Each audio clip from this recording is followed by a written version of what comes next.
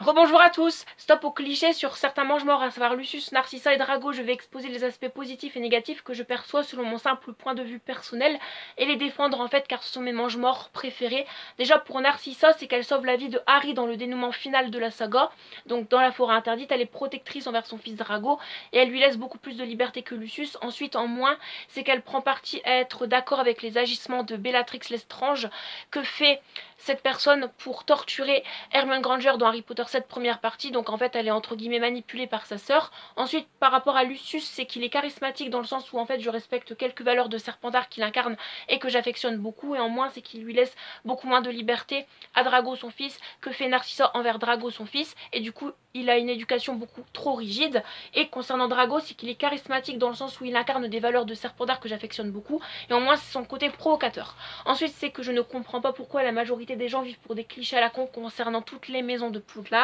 Déjà c'est mon opinion personnelle simple et point de vue que je vais énoncer maintenant, c'est que cela n'est pas super logique selon moi, car dans Poufsouffle il y a une exception, c'est Cédric Diggory qui incarne toutes les valeurs de Poufsouffle, et en plus de ça il incarne toutes les valeurs de Gryffondor, de Serdaigle et de Serpentard.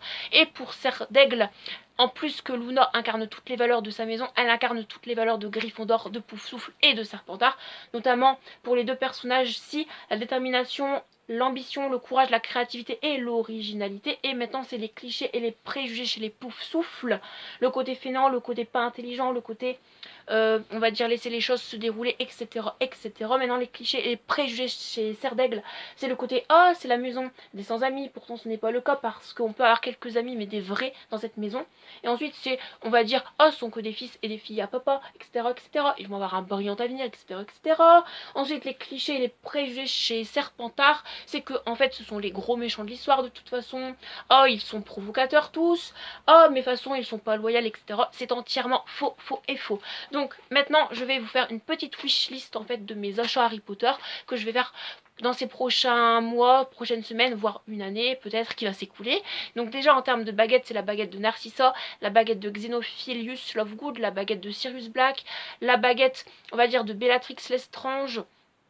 Voilà, c'est un peu les baguettes qui me manquent, que j'aimerais bien avoir. Ensuite j'aimerais bien avoir, on va dire, une petite tirelire de la banque Gringotts.